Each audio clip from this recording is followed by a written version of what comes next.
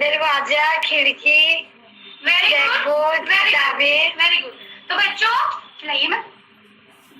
जिस आकृति की 4 भुजाएं होती है उसे चतुर्भुज कहते हैं, जैसे कि आप लोग अपने कक्षा में देखते हैं।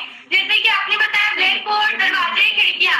हमें इसकी पहचान कैसे की कि उसमें 4 भुजाएं होती है। ठीक है?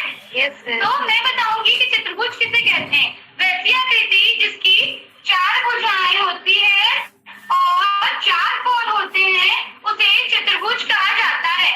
चतुर्भुज में 4 भुजाएं, 4 कोण होने के साथ उसके अंतः कोणों का योग 360 डिग्री होता है।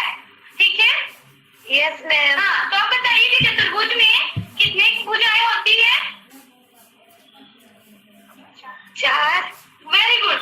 अब मैं चतुर्भुज के बाद इसके प्रकारों को बताऊंगी और साथ ही साथ इसके क्षेत्रफल भी बताते जाऊंगी। सबसे पहले समलंब चतुर्भुज। वैसे चतुर्भुज जिसकी समांतर भुजाओं का एक युग्म बराबर होता है उसे समलंब चतुर्भुज कहते हैं। समलंब चतुर्भुज का क्षेत्रफल होता है आधार 1 प्लस आधार 2/3 इंटू ऊंचाई। Yes ma'am. टीचिंग एड्स दिखाइए आपका।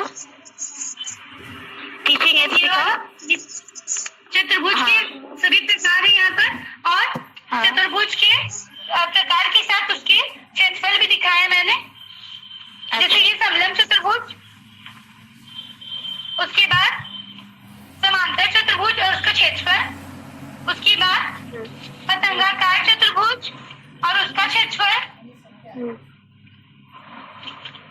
चतुर्भुज और उसका क्षेत्रफल। चार्ट भी बनाए हो क्या? छोटे छोटे पार्ट। जी मैम। चार्ट भी बनाए हो? नो मैम, चार्ट तो नहीं बनाया। ठीक है, वेरी गुड। अच्छा, आप बोले कि 2 बिंदुओं को मिलाकर एक रेखाखंड बनता है। हमको बिंदु को डिफाइन कर दीजिए आप। Point, what is point? बिंदु को डिफाइन कर दीजिए।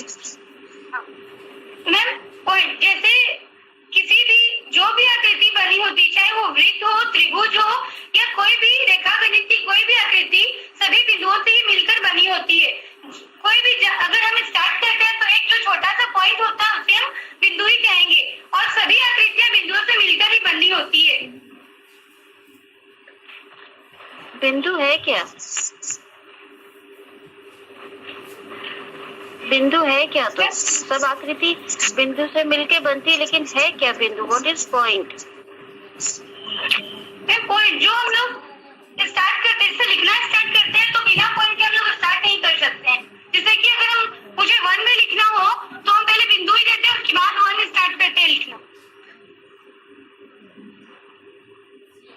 अच्छा ठीक है। चतुर्भुज और क्या बोलते हैं उसको, ट्रेपेजियम में क्या अंतर है? जी मैम। चतुर्भुज और ट्रेपेजियम, समलंब चतुर्भुज शायद बोलते हैं उसको।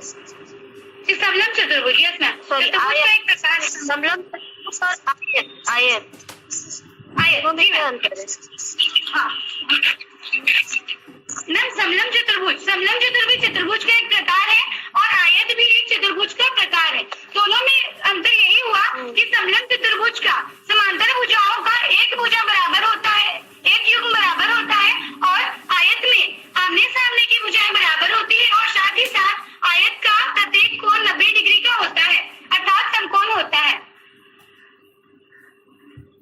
दोनों का एरिया क्या होता है? आयत का क्षेत्रफल होता है। जी मैम। हाँ, एरिया बताइए। बोलो। Yes ma'am, area. आयत का क्षेत्रफल होता है लंबाई गुना चौड़ाई और समलंब चतुर्भुज का क्षेत्रफल होता है आधार 1 प्लस आधार 2 2/2 इंटू ऊंचाई। आधार जो हो जाता है ये आधार पहला और दूसरा और उसका ऊंचाई, जो कि प्रत्येक आकृति में ऊंचाई दी हुई होती है। ऊंचाई मतलब हाइट, जिसको h से डिनोट करते हैं।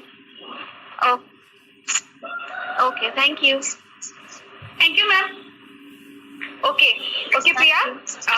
जी मैम। रिया प्रसाद। ओके, हाँ रिया प्रसाद।